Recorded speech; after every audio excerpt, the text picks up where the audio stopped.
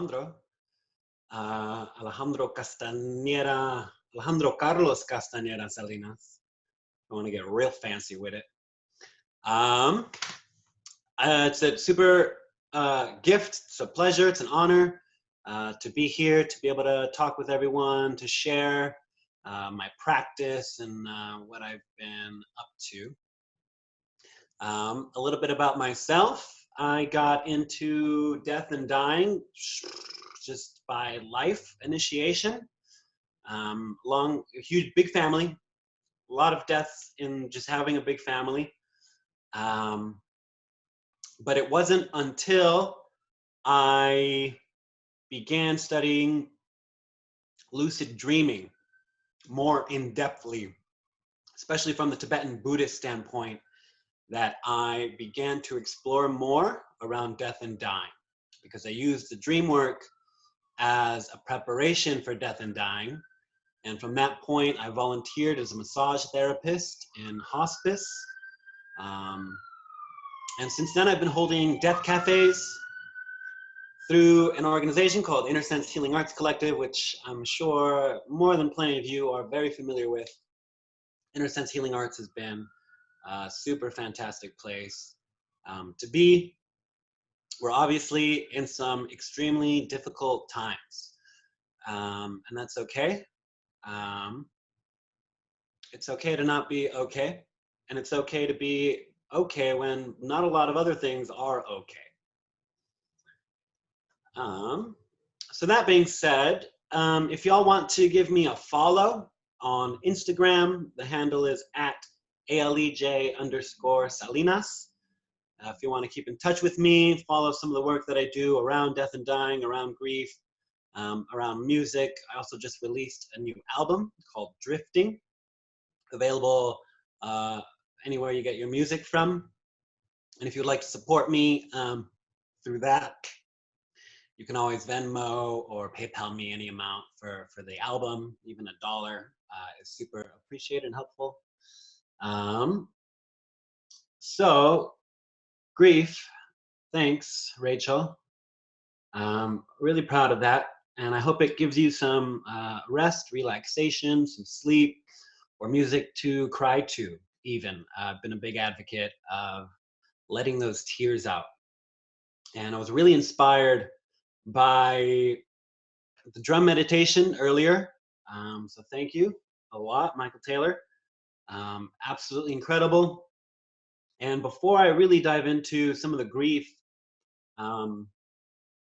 the workshop that I had planned, I want to thank Michael for giving me the affirmation, the reminder that we can call in, tap into our ancestors and our ancestry, which is something I've been exploring a lot lately.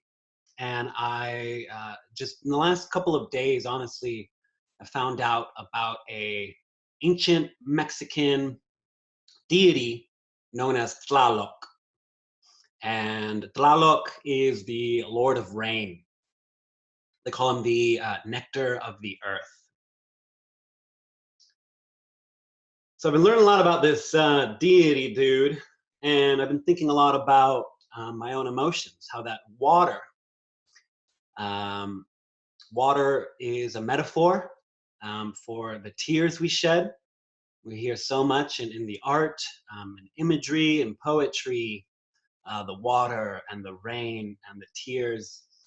And grief has a lot to do with this, and our own hero's journey down and out. Rain falls, it goes down. We can even metaphorically talk about that as down into the underworld. And I don't mean that in a sense of hell or heaven or any of these like Christian dualistic ideologies, but the underworld is just a metaphor for our own subconscious, unconscious, subconscious, whatever you want to call it, the aspects of ourselves, the shadows that aren't seen, aren't heard, aren't listened to, and those can be good or bad. So I'd like to invite in the energy spirit of Tlaloc for now, and I've made this ritual rain staff. And so I'd like everyone to just close their eyes for a moment here. It's been said that the sound of rain needs no translation. So I invite you to close your eyes, take a few breaths.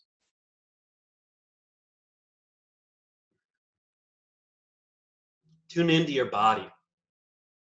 Let it relax, let it settle.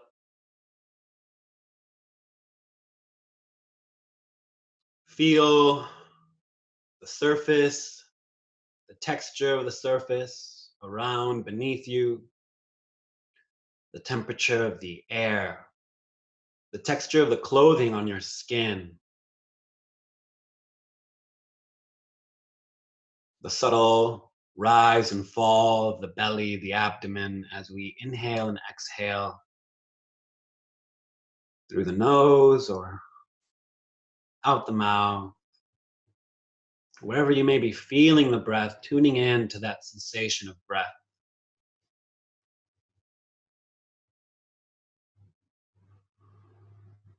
Also calling in compassion.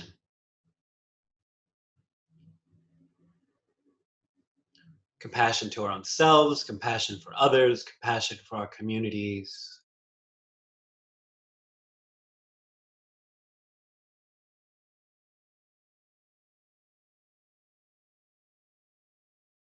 Extending gratitude for the opportunity to breathe, to inhale, to exhale, to breathe, to be part of this community.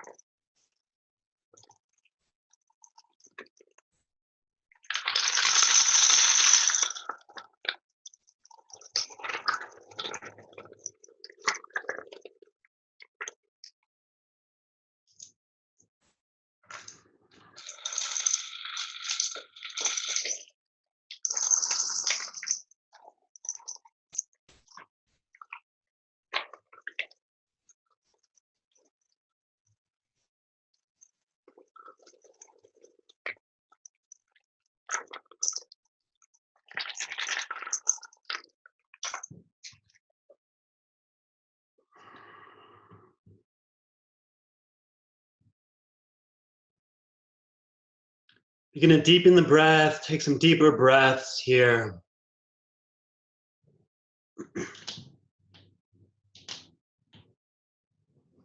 Returning to the sensation of the physical body present in your environment, wherever you may be. You can choose to stay here for a moment while I read a reflection upon coming out of the drum meditation that I had and thinking about what I wanted to share with everyone. A lot of the things I've been integrating. And in that meditation, I've been working now with this deity, which is something kind of new to me, to have a more personal relationship to a sort of higher power in this way. And the drum meditation began with some shaking and some rattling and inviting in the sound of the rain. And in that meditation, we were invited to walk into the water and to float into the water and to dissolve completely into the water and to flow as freely as this water does. More water than any fish of jelly could ever be. And in this moment, I recognized Tlaloc, this Lord of Rain, and I cried a lot. I was thinking about, and I cried for all of the life that had been sacrificed in his name, all of the blood that had been shed, but that there was never any need to take or to give something that was not freely given. I thought maybe Tlaloc never wanted the blood. He'd happily rather accept the tears than spilling a single drop of blood. And that to take this blood violently was to do violence unto the very nectar of the earth, which is his name. The water is the blood of life, and it certainly flows through all living things. And it must move and flow through you, through me, through all of us, just like the blood, unrestricted, to go where it may without any resistance. For when we block or repress the blood, it builds pressure. And that pressure invites illness rather than health.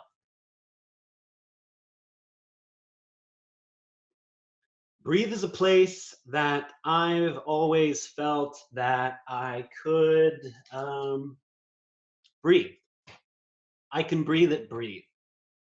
And not just because we're on a beautiful property surrounded by trees and in nature and by a loving community. Physiologically, yes, we can breathe anywhere. But how often do we really breathe? And what does it mean to really breathe? And for me, breathe, the breath, to be able to breathe freely, is the ability to be completely at rest. It means that I feel safe. It means that I feel supported, nurtured, held, protected. I feel accepted, seen, and loved above all else. To really breathe means to be completely myself, to be completely yourself. And in this community, year after year, for almost half a decade, it feels like now, I've been allowed the space to be wholly and uncompromisingly myself, which I am extremely grateful for every single person that I've come across at Breathe, every single person I've made a connection to, every single person I have yet to meet and connect, simply sharing that space and presence with you.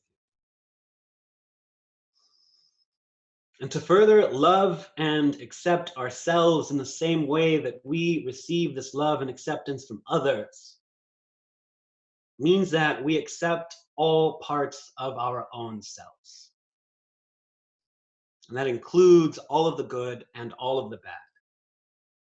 That includes all the seen and all the unseen.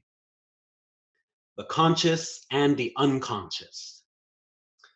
That in us which is praised, and that within us that is scorned. The joy and the fear that we feel, the smile as well as the tear.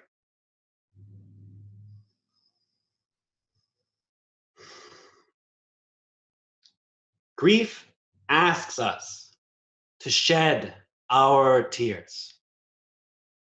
Grief asks us to shed our old skin, to shed old ideas, to let go of that which no longer exists or is useful or is healthy.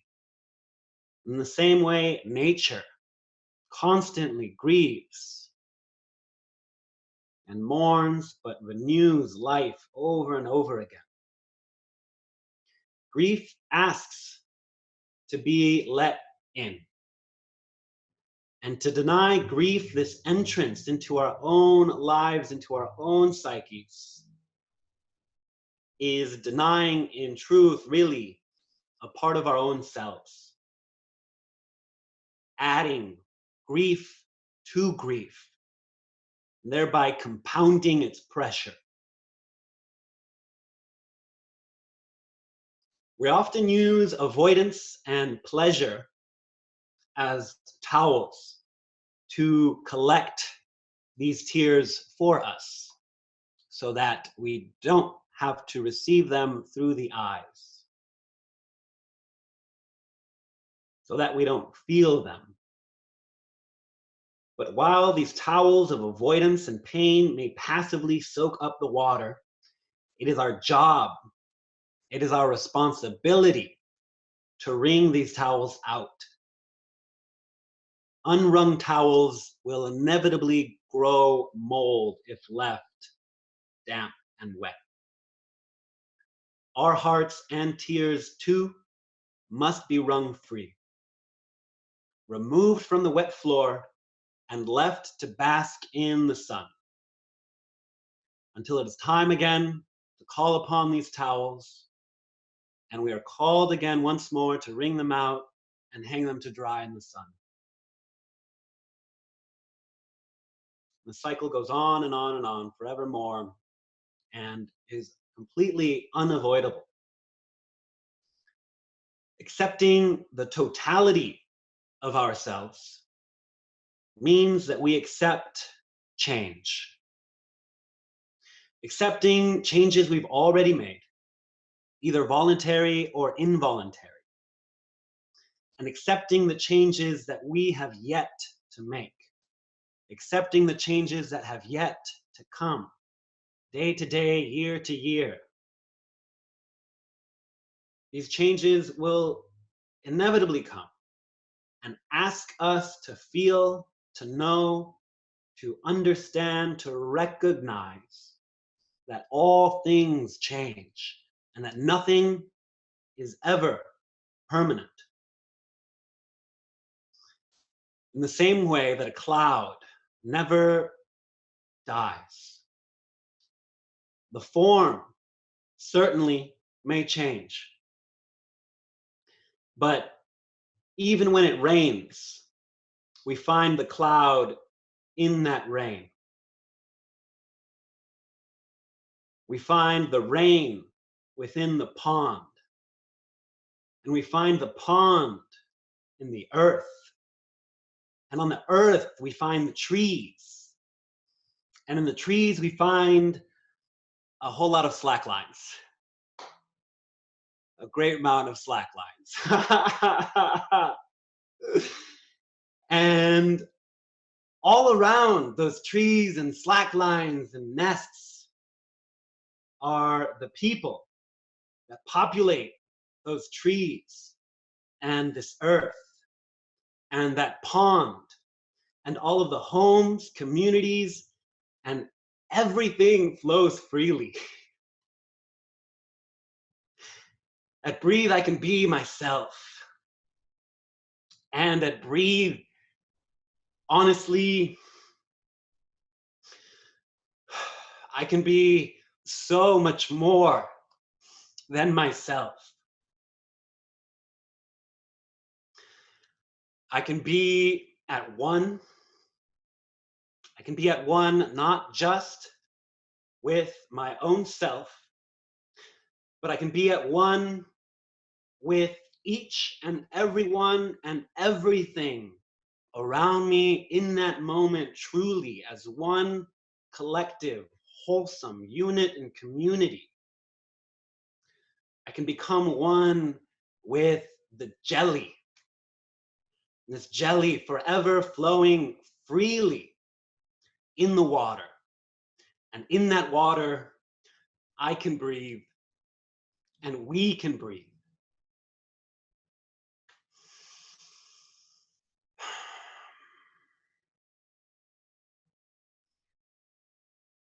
I've been experiencing a lot of grief,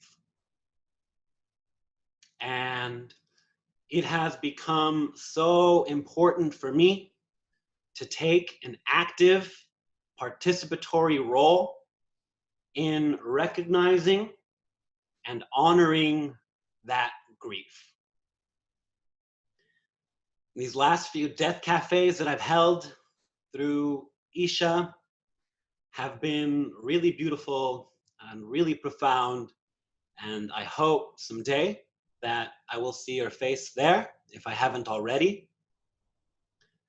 And how important it is to be having conversations and normalizing all of the things that we are feeling. To not demonize or push away anything that we are feeling. The more that we resist, the more that it persists. And that's so true of grief. So what is grief? Grief in its most simple form is a kind of suffering. A kind of suffering that results from an experience of loss. We have lost something. And most commonly, we associate and relate to grief when we talk about death and of dying. But death is a very powerful symbol of change, of renewal, of rebirth. We can grieve losing our keys. Good grief, I've lost my keys again. We can grieve anything that's been stolen from us, laptops or bikes. We can grieve the losing of our jobs. We can grieve the losing of relationships. We can grieve a sense of things that have felt normal, that have felt comfortable. Grief is so many things. And it would be a shame for us to pigeonhole it and simply only experience it and to talk about grief only in the context of death and dying. So you may have heard of the 5 stages of grief. These are pretty old. It's still very useful. And they were originally developed by Elizabeth Kubler-Ross, who did a lot of work with death and dying, and her partner in grief, David Kessler. Unfortunately, Elizabeth Kubler-Ross is no longer with us, but David Kessler is, and he's added, with the permission of the Ross family, a 6th stage of grief. And it's important to understand that grief is not a linear process. These 5 stages don't happen consequentially. Grief has no timeline. Grief has no agenda or any specific process. And grief is a component of loss, certainly, but loss doesn't necessarily need to include any form of grief. That it's okay if we have lost something, no matter how deep, meaningful, and loved this thing was, we may not feel any one of these 6 stages of grief. That's okay. It's okay if we shuffle around between them, and it's okay if we feel one predominantly more than the other. So a little bit about these. We have denial. And denial is a component of grief where we are not accepting the situation for what it is. It's a denial. And denial will often come through forms of avoidance. And we can seek avoidance in a great number of ways. We can seek avoidance in misinformation. We can seek avoidance in things that give us pleasure and comfort. And we can seek avoidance by just simple distraction, denial. We also have bargaining. And bargaining asks to make some kind of compromise somewhere. Bargaining asks us or tells us that there's some other way out of this. That yes, this may suck, but maybe we can make it not suck. I'm getting a question. Denial is certainly more than avoidance. Of course, it's one aspect of it. And in 45 minutes, I only have so much time. But thank you for that comment. Denial is certainly so much more than avoidance, but that we can use avoidance as a form of denial. Denial can arise as avoidance. And then bargaining. And bargaining, is still a process in which we are still trying to mitigate the intensity, the gravity. And I mean gravity in a lot of the sense of the word. The weight that we feel. Something is heavy. Mitigating that gravity by making some kind of compromise. If I do this, then maybe X, which is certainly something growing up Catholic I did often with God. Okay, I'll promise that I'll do this thing if I get this thing, which in the end was really something I wanted to avoid feeling grief over. Instead of truly just tapping in to those feelings, which may or may not lead to anger. And lately, anger is also something I've been feeling a lot of. And anger, when we remove that mask, behind it, there is grief. For me, there was certainly a ton of grief that I felt once I named my anger as grief. And anger can often come around by simply not being able to control the situation. Our inner child seems to throw some kind of tantrum that we haven't gotten our way, or that we didn't deserve this, or that all of this has been unfair, unreasonable, whatever it may be that causes up this anger. And anger, too, none of these are positive or negative. Personally, in my practice, I use music a lot to process, especially feelings of anger. But we can use anything, any form of art, movement, creativity, journaling. Lists are endless. In the dream practice, we say that nightmares are dreams that are screaming for our attention.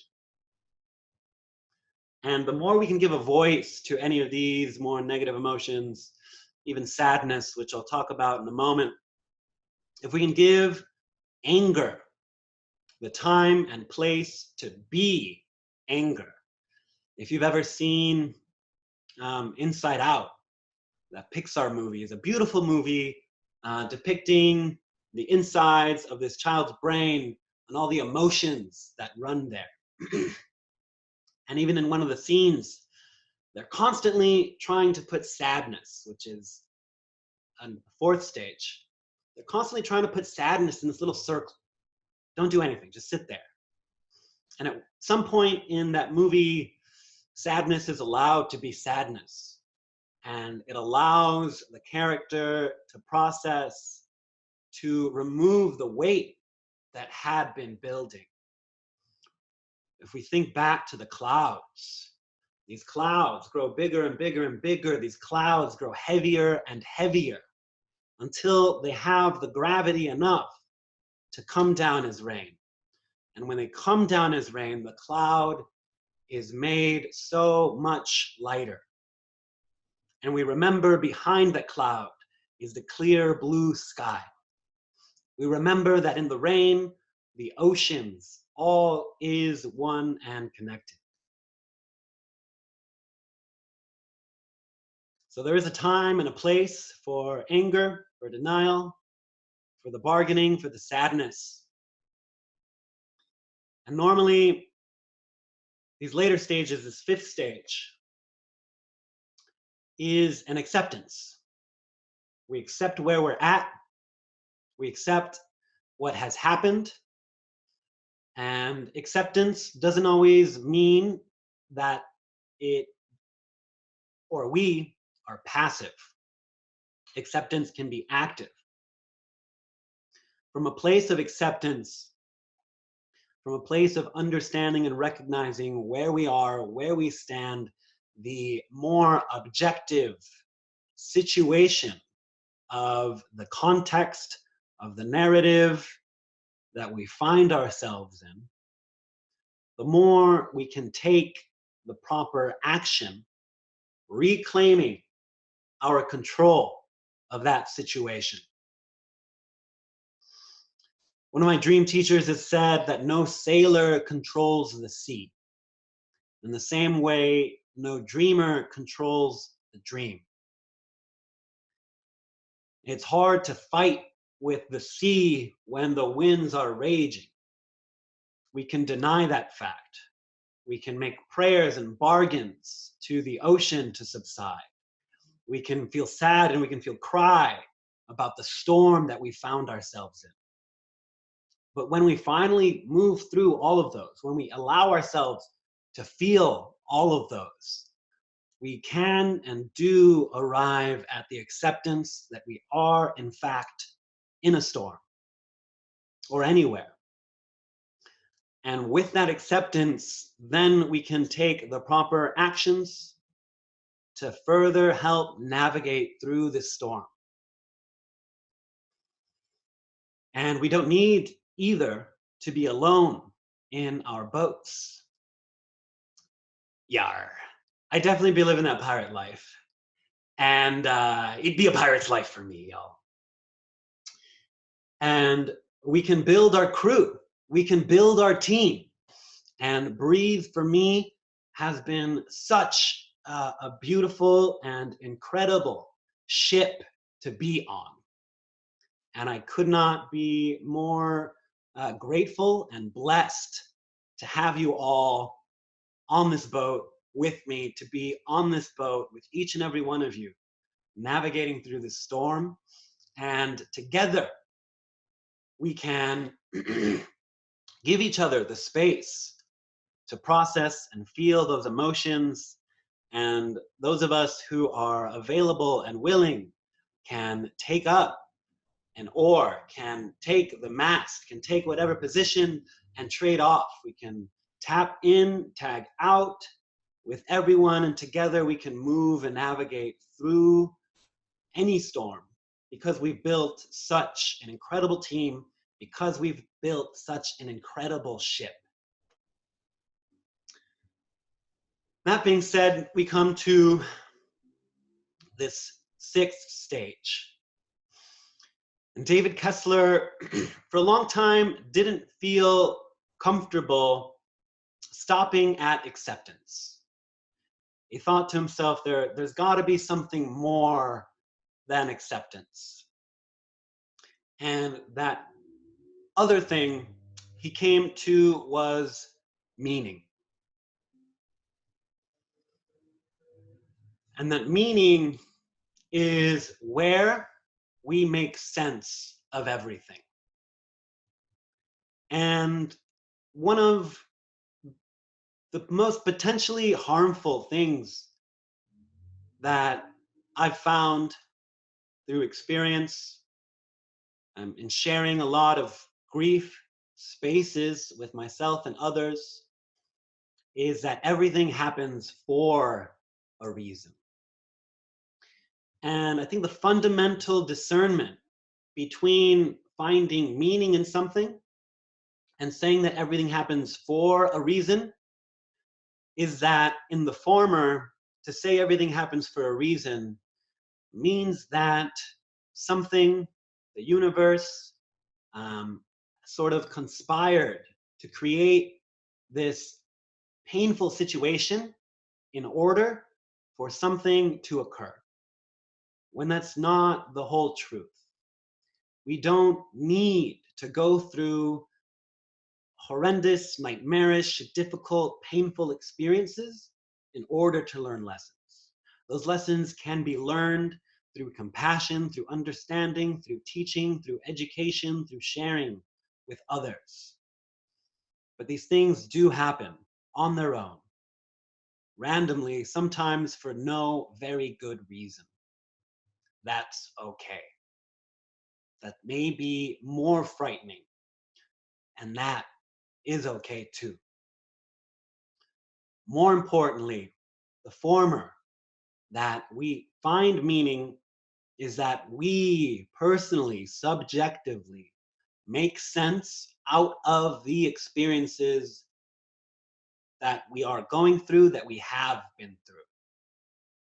We accept them for what they are, and we give ourselves and others compassion for whatever may have transpired. And that meaning is what we've been able to take away from that. How it's helped us to grow, the good lessons or the bad lessons. We may learn so much about our boundaries. We learn a lot about our strengths. We learn a lot about our weaknesses. We learn a lot about our talents and our shortcomings. And all these things are beautiful things, and all of these things bring meaning to the suffering. That we came there of our own accord. No one can tell us when or how or what this meaning is, except for you.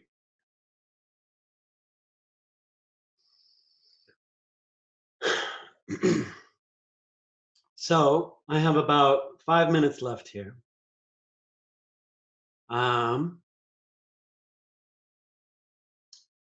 If you have some questions, if anyone has any like really deep, pressing questions, I can go ahead and answer that. But if no one, you just want to sit with that, nothing comes up, then I'll close out with a little meditation. And again, I want to state that you can find me on Instagram at ALEJ underscore Salinas, Salinas. I've got a YouTube channel. I'm on Spotify as ALE with an accent mark, just like Ale. Thanks to everyone who just shared the link there. And I do teach yoga twice a week through Isha at 4 p.m. So right after this, if you want to get into some movement with me, if you want to hop on to the Isha classroom, I'll be teaching a class called Art of Relaxation, and I teach a class called Dream Yoga Wednesday nights, and I host weekly dream circles and death cafes every other week. So if you'd like to participate in any of those, follow me, follow Isha. Feel free to reach out, ask me any questions. Personally, I love to connect and to talk with everyone. What else did I want to say? I think that's a great amount. My album, my yoga classes. I will offer some other resources, a organization called Mutual Aid Mourning.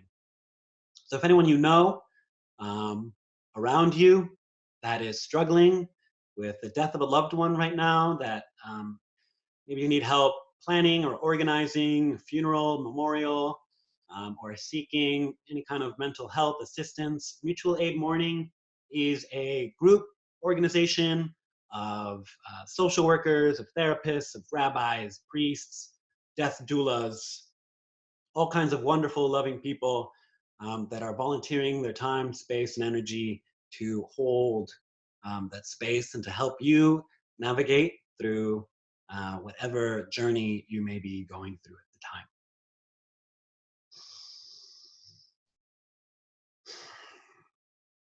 So I'd like to close with a meditation on compassion. Just briefly, I'll ask you to close your eyes here.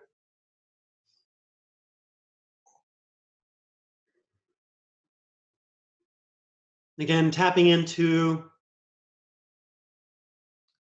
the physical sensations that you may be feeling.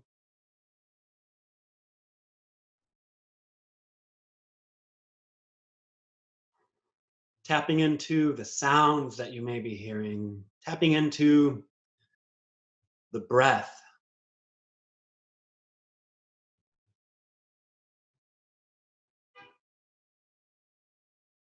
And think about the last time that you cried.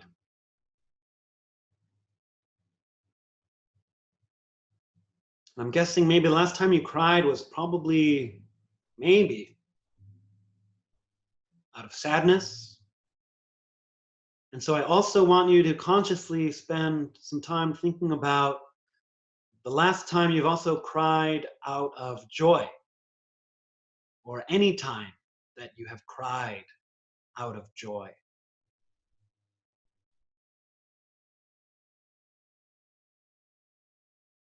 And then we can honor these tears in any context.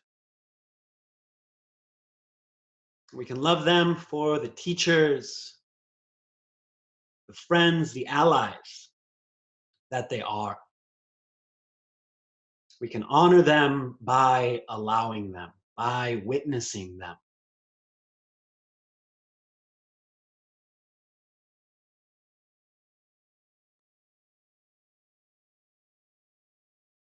And imagine a warm light, the very center of your chest. I want you to think about something or someone that embodies a sense of loving, compassionate understanding. Be a person, place, or thing, an idea. Recognize that whatever this thing is exists as well within yourself. That you are not separate from this embodiment of loving, compassionate understanding.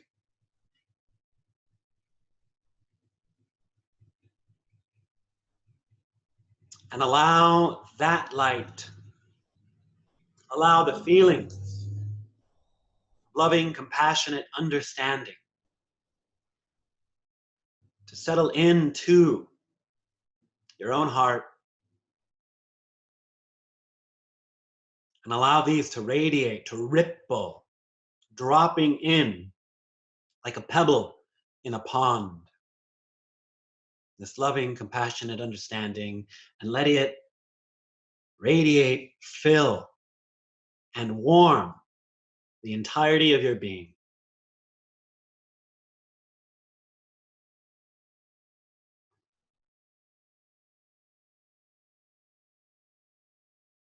And through this process, I hope, I pray that this is felt by all of the people that we interact with in our day-to-day lives, in digital space and physical space, and that in this way, we further reverberate and generate more love, compassion, understanding, and peace, not just for ourselves, but for the world.